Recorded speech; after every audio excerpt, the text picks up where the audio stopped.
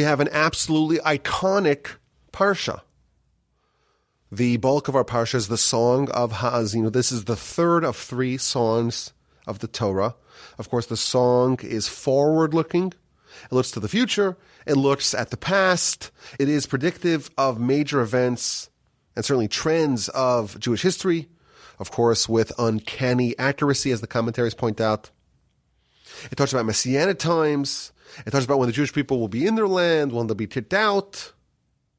The Ramban, in verse 40 of chapter 32, it quotes the Midrash, and he says, this song is so great because it talks about what's happening now, and it talks about the past, and it talks about the future, it talks about this world, and it talks about Olam Haba. So this song really has everything in it.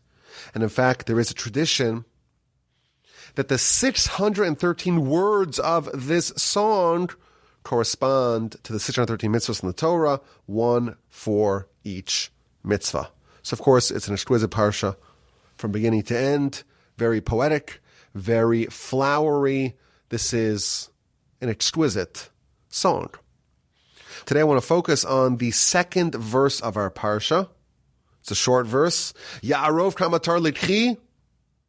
May my teachings, Moshe tells the Jewish people, drip like the rain. May my utterance flow like the dew, like rain showers upon vegetation, like raindrops upon the grass. Again, very flowery, very poetic. He's talking about the 4 types of rain, or he's mentioning 4 types of rain. There's rain, there's dew, there's like stormy rain showers, and there are raindrops.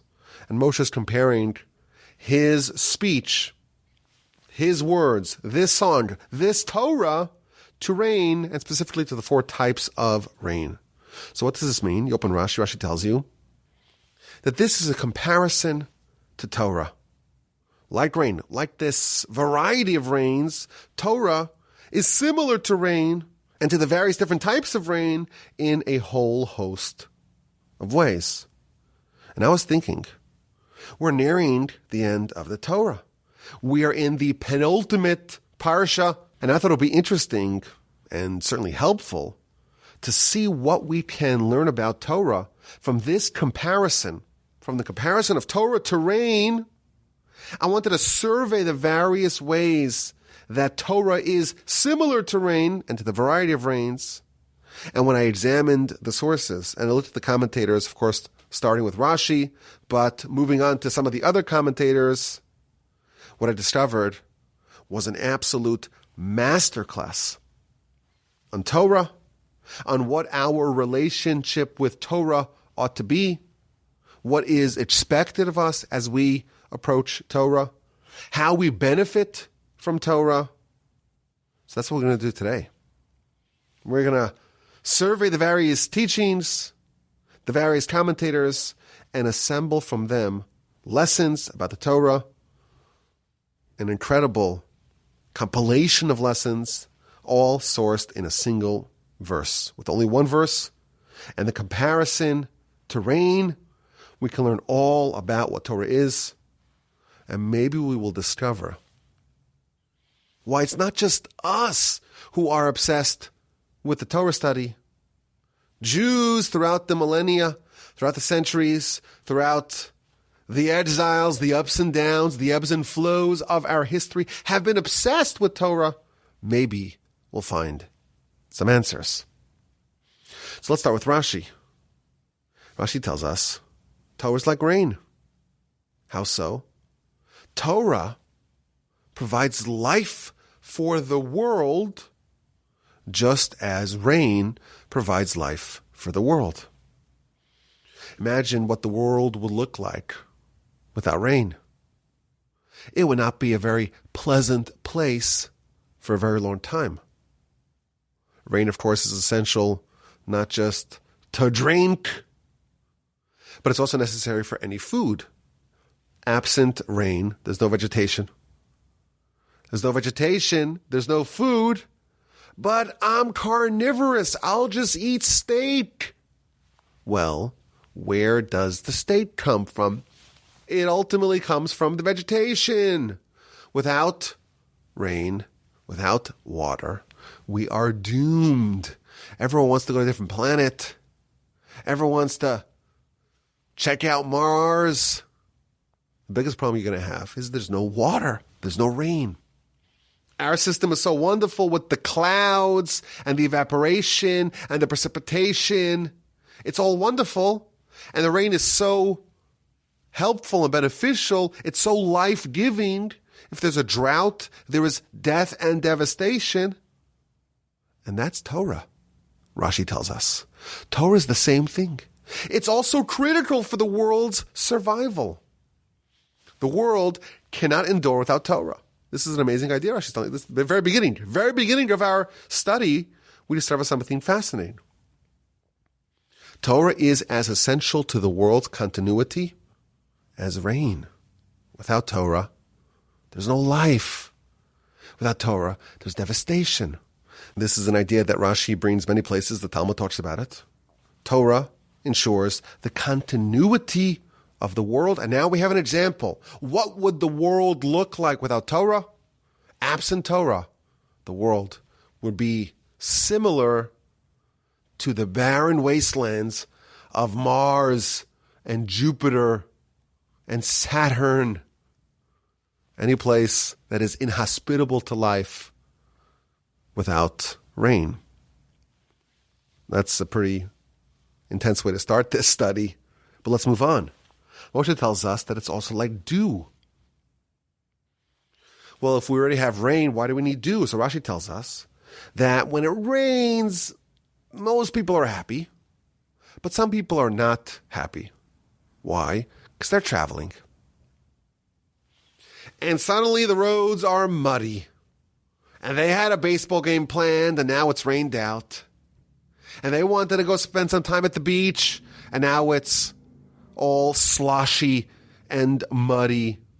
Or Rashi tells us someone had a cistern, a vat full of wine, and now it's been diluted. So rain, it does dampen the spirits, pardon the pun, of some people. And Torah is just good. There's no bad. And therefore it's like dew as well, because everyone loves dew. Dew is the lighter precipitation. It doesn't disturb anyone, but it still provides immense benefits for the world. Torah is like dew.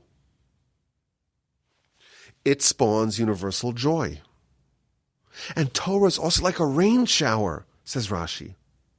When a rain shower comes accompanied by stormy winds, that ensures that the grasses, that the vegetation, they grow, they flourish, they blossom, they flower. So too, the words of Torah make a person who studies it grow and flourish and flower and blossom. And Torah is like droplets, strong droplets, says Rashi. The final kind of precipitation of our verse, Rashi tells us, it is a strong raindrops akin to arrows being fired. Now, unlike the previous three types of precipitation, Rashi doesn't explain the benefit of this kind of rain. Perhaps we can speculate that the term that Rashi uses, Rashi says that it's called revivim. That's the Hebrew name for this kind of rain, because it fires like arrows. Yoreh kechetz, it fires like arrows. The Talmud uses this term, firing like arrows, without getting too graphic, to describe fertility. So perhaps what Rashi is hinting to over here is that the fourth element, the fourth component, the fourth similarity that Torah has with rain, this particular type of rain that fires like arrows, perhaps is that it unlocks creativity. It enables us to have vitality and continuity. There is a precedent for this idea. Torah, we're told in our sages, the words of our sages, Torah is the only way to create something new that did not exist in this world previously. Torah is a way, we read, to create new worlds, new vistas, and new frontiers. We did a podcast on this on one of my other channels many years ago. I don't know, maybe like 7 or 8 years ago. But maybe that's what Rashi's hinting to over here, the fourth quality of Torah, and the way it's similar to this particular type of rain, and that is that it unlocks creativity. The ability to make up something new is fostered, is bolstered by Torah. So just getting started over here in our study of what Torah is all about and why Moshe would compare it to rain and the variety of rains that he mentions, Rashi tells us 4 things. It'll give us life, like rain. It'll bring us joy, joy for everyone, universal joy, like dew. It brings growth, like storm winds and stormy winds that accompany rain, and it will unlock creativity. We benefit greatly from Torah. It benefits us. It benefits the world.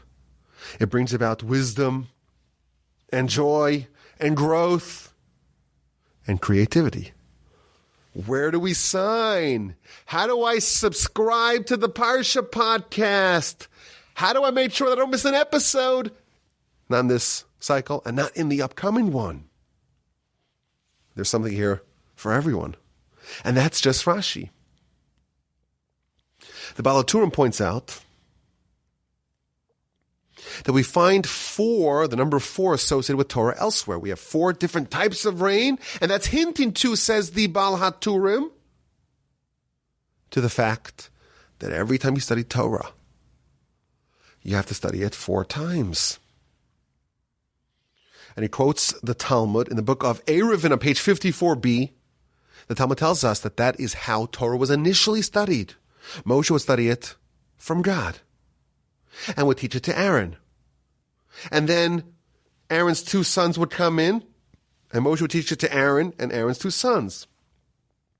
And the elders would come in, and Moshe would teach it to Aaron, Aaron's 2 sons, and the elders.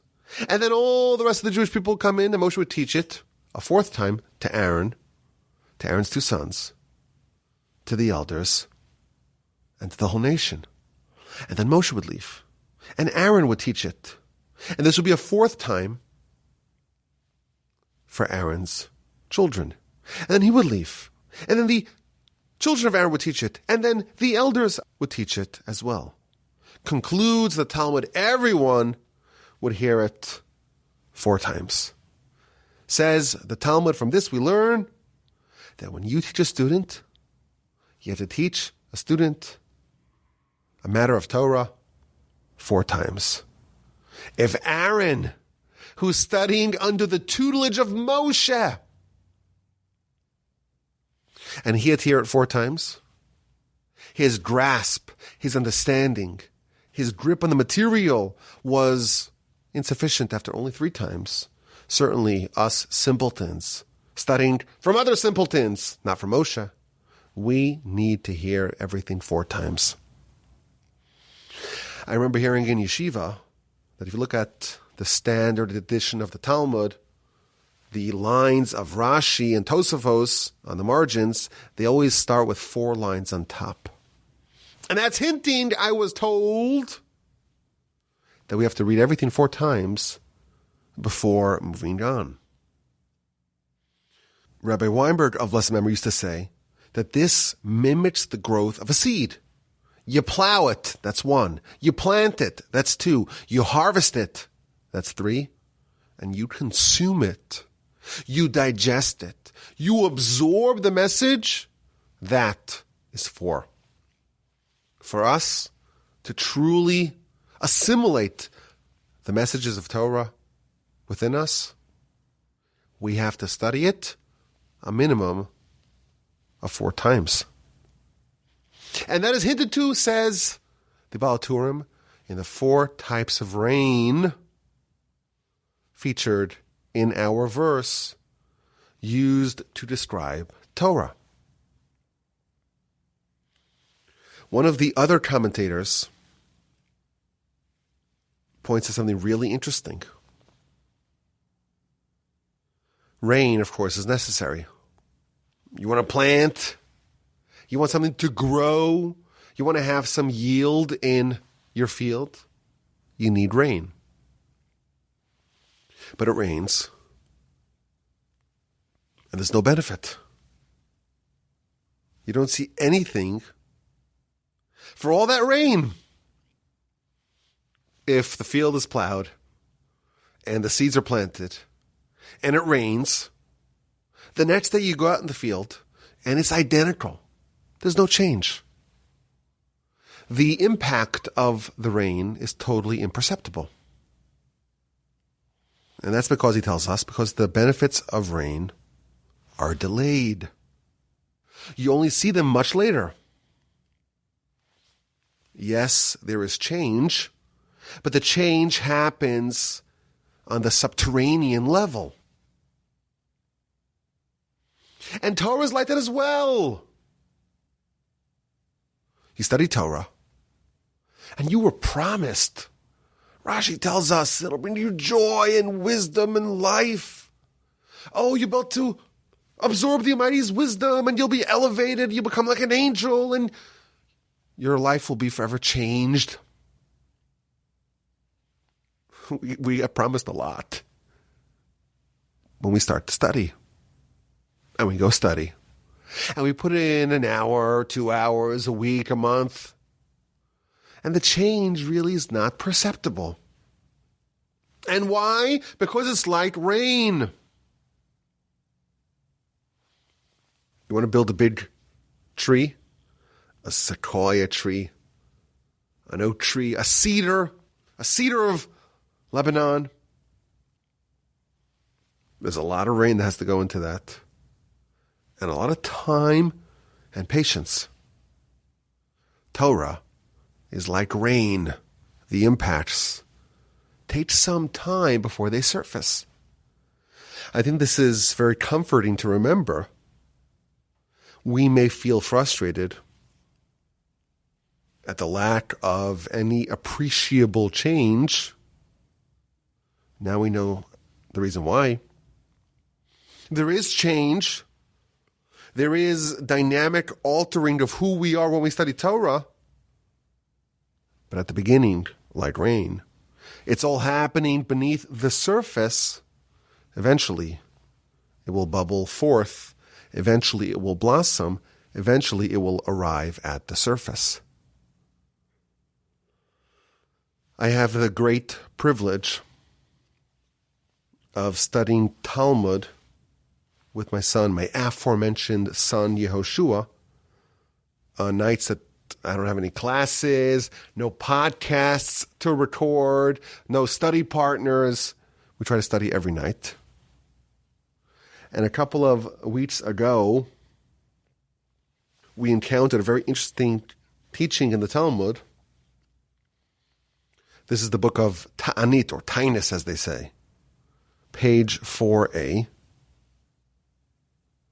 The Talmud says that a young, dynamic Torah student is like a seed underneath a clod of earth. Once it sprouts, once it blossoms, it continues to blossom. That is the statement here in the Talmud on page 4a of the book of Ta'anit. And Rashi explains that once it begins to grow and flourish and blossom, it just keeps on going. And when I read this comment in the Chestuni, now maybe there's an explanation.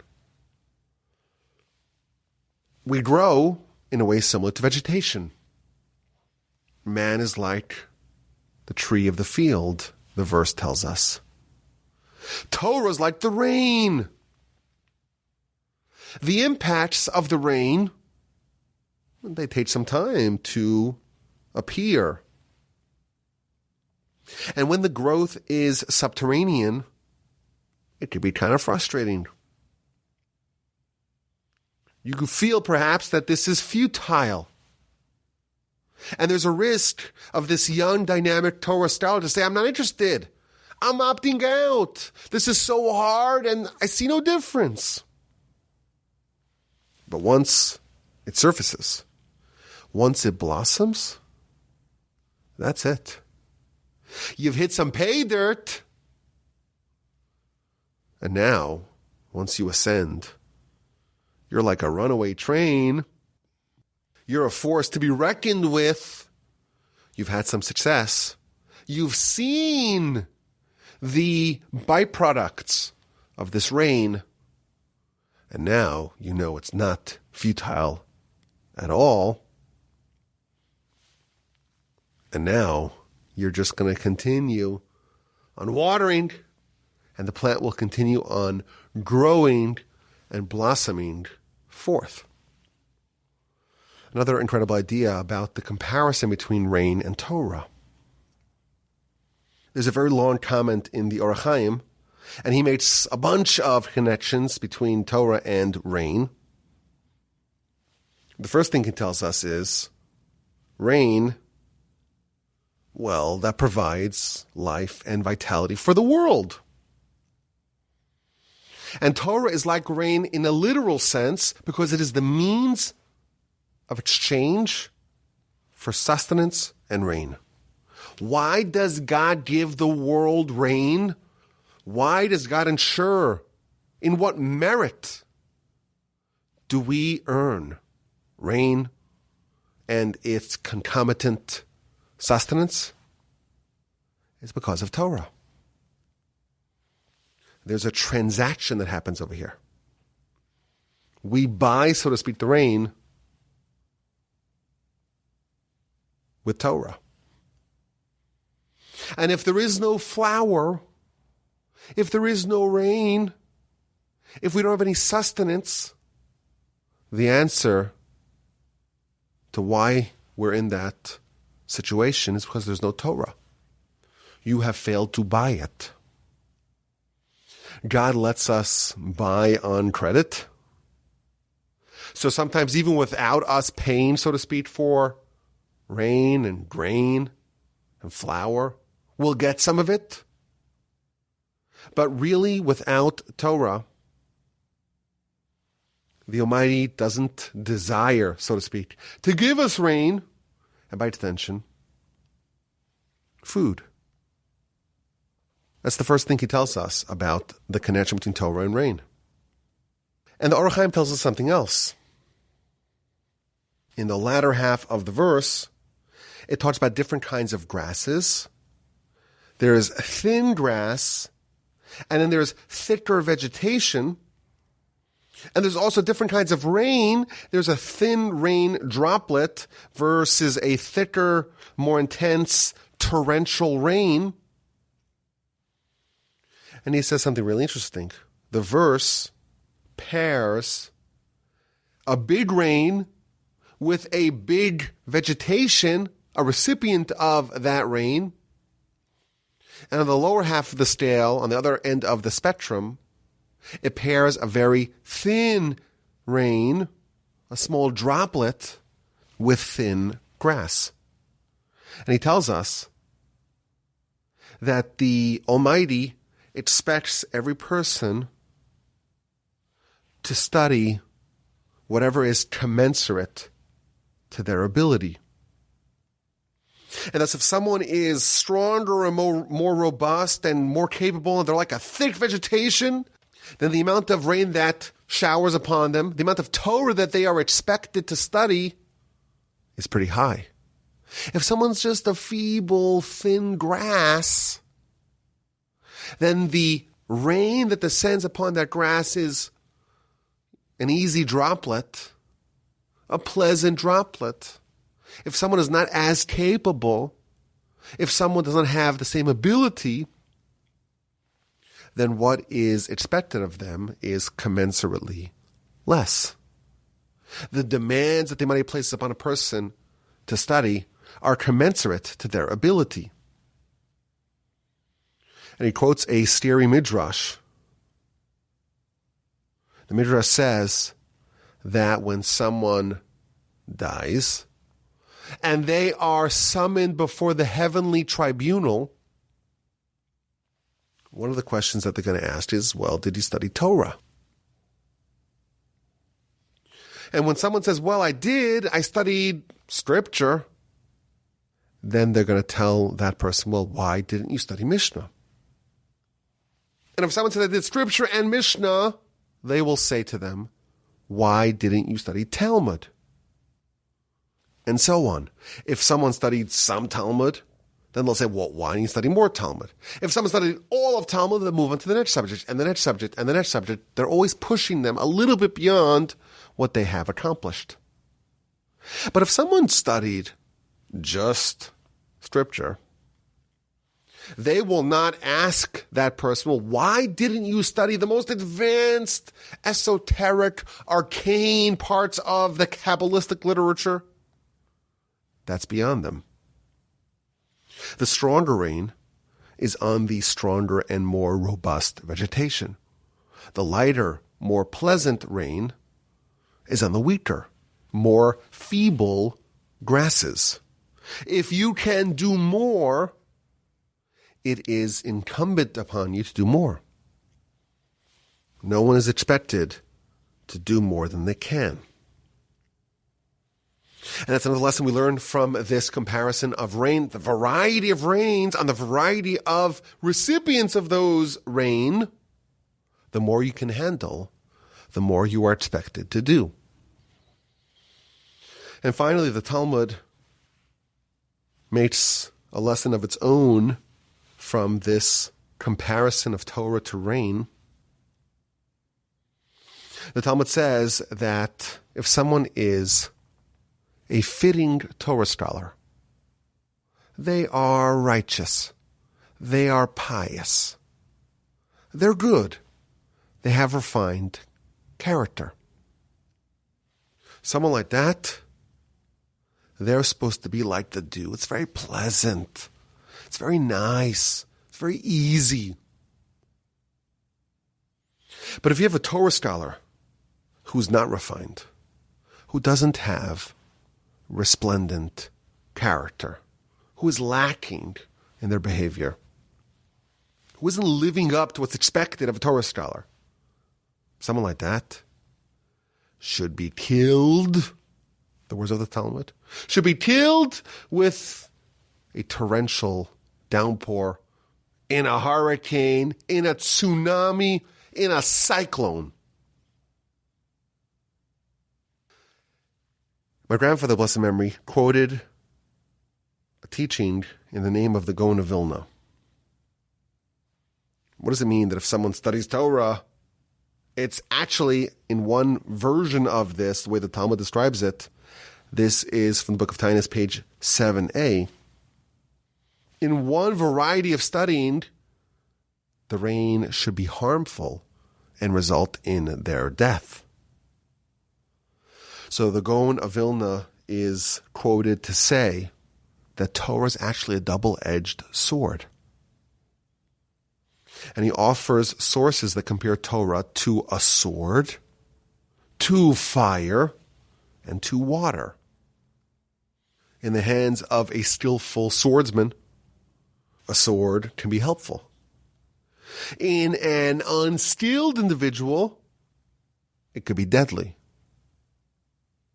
Torah is like a sword. Torah is like a fire. Fire can upgrade things. You can make metal, and you could improve food, and you could do clay and brick making. All kinds of great things can be improved with fire. But it could also be deadly. It could also be destructive. Torah is like fire. And Torah is like water. It could quench your thirst. It could raise your produce. You could also drown in it. And the idea is a powerful idea. He quotes the Talmud. There's water, there's dew. They descend upon the ground, and they make things grow. What grows? Well, trees and plants and vegetation.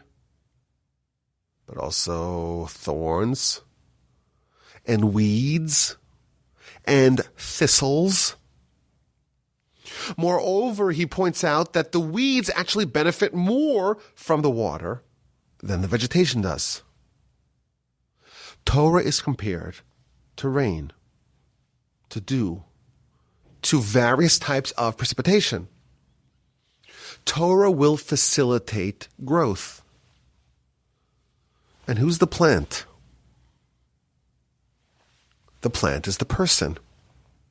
If the person is a weed, if he is chock full of bad character, hubris, arrogance, anger, impatience, a feeling of superiority over other people, if the person is weeds, the Torah will make those weeds grow, and they'll grow even more wild than before. Torah will actually be harmful for someone who is corrupt. This is a very interesting and novel discovery. Torah is like rain. And this rain will cause the plants to grow. What kinds of things will grow? Depends what kinds of seeds we have in the ground. We would have thought that Torah is just good. Deposit Torah upon someone. And no matter how terrible they may be, no matter how awful and execrable their character may be, they'll flourish. They'll improve. It'll happen on its own magically. The Gaon of Vilna reveals to us, based upon the Talmud, other sources, that is not true. Torah is like rain. It will augment and amplify and increase whatever the person is, whatever the plant is, whatever we have started here in the ground. If that is good, we'll have a lot more good. If that is bad, we may end up with some more bad.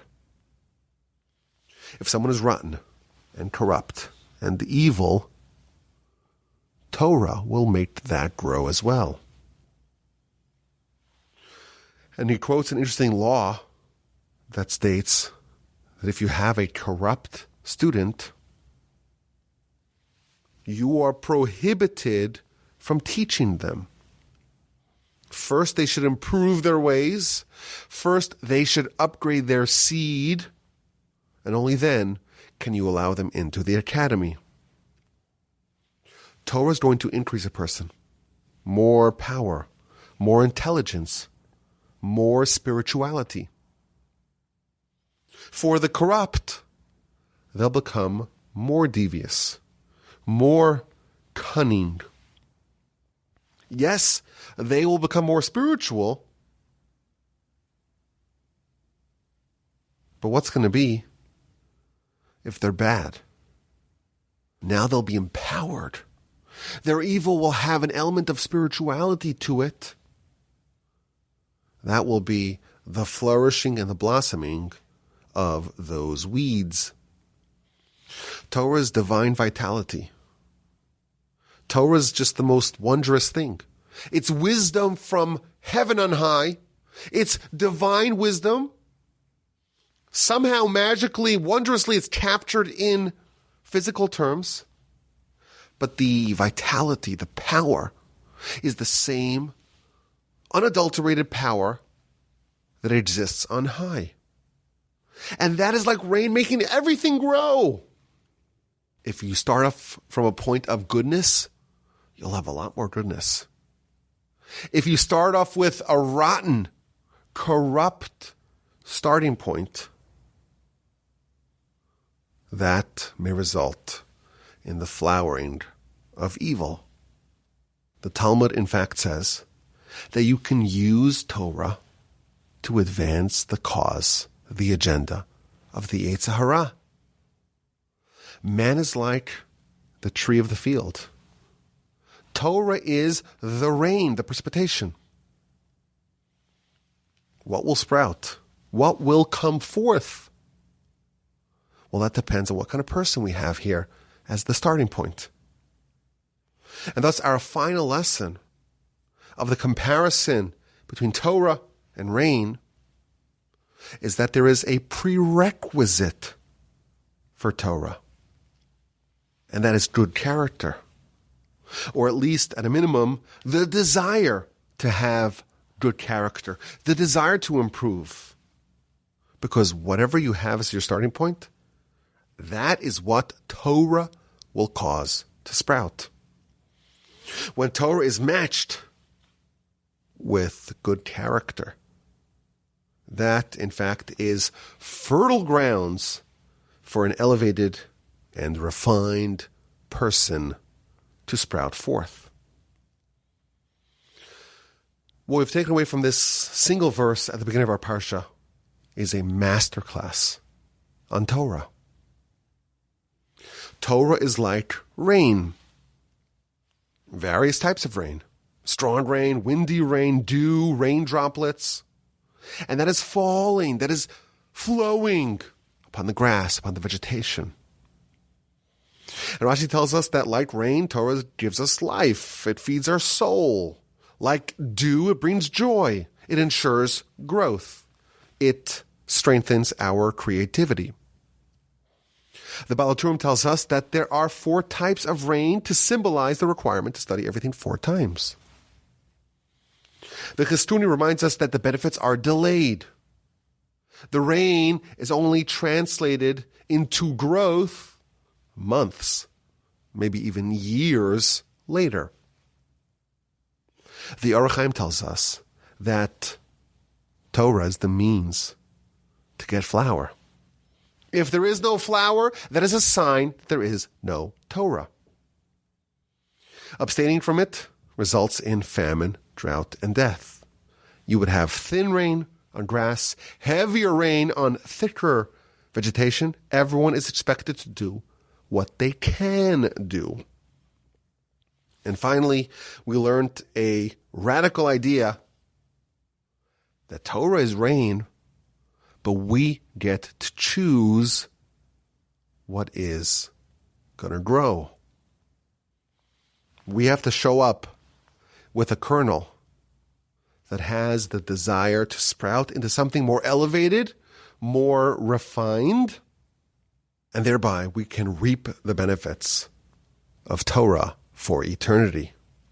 I think this is a fitting study as we end, or we near the end, of the 6th year of the Parsha podcast, and we get ready for year 7, please God. Torah is like rain. May we all merit to soak it all up, to soak it all in, and be elevated as a result. Let's get to this week's exquisite insight, and this comes from verse 4 of our Parsha. Hatzur Tamim Pa'alo, the rock, God, whose deeds are perfect. Ki chol drochav mishpat, all his ways are just. Kelimun avein avel, he is a faithful God, a trustworthy God. And there's no falsehood, there's no iniquity. Tzaddik v'yashar hu, he is a tzaddik, he is righteous, and he is upright. The verse tells us that God is kel emunah, a God of emunah. Emunah we translate typically as faith. A faithful God. Usually it's the believers. It's the populace that have faith. What does it mean that God is a God of faith? So Rashi tells us that this refers to God giving reward for the tzaddikim, for the righteous, for their righteousness in Olam Haba. And even though God delays their reward, we don't see the reward of the righteous in this world. In the end, he will provide faith for his words.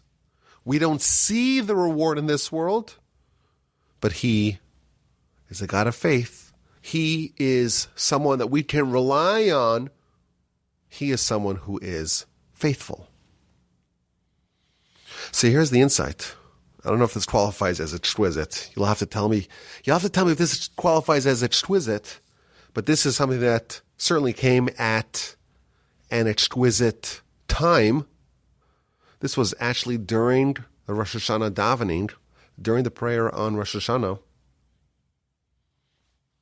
during the repetition of the Amidah, the Chazaras Hashatz, that I was fortunate enough to lead in our shul. In the second prayer, we say, Mechalkel Chaim Bechesed. God sustains life with kindness.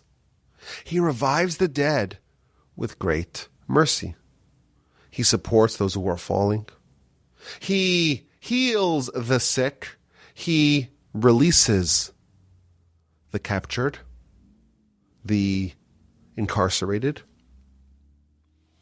And then we have a puzzling statement that we say about God that I never really understood what it meant. Umekayem emunaso lishenei afar.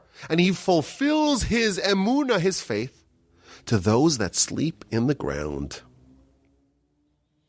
God upholds his emunah to those who sleep in the dust. The word that appears in our parsha, Kael emunah, a God of emunah, it's the same word that we say in the Amidah every day, 3 times, 4 times on Shabbat and festivals, 5 times on Yom Kippur.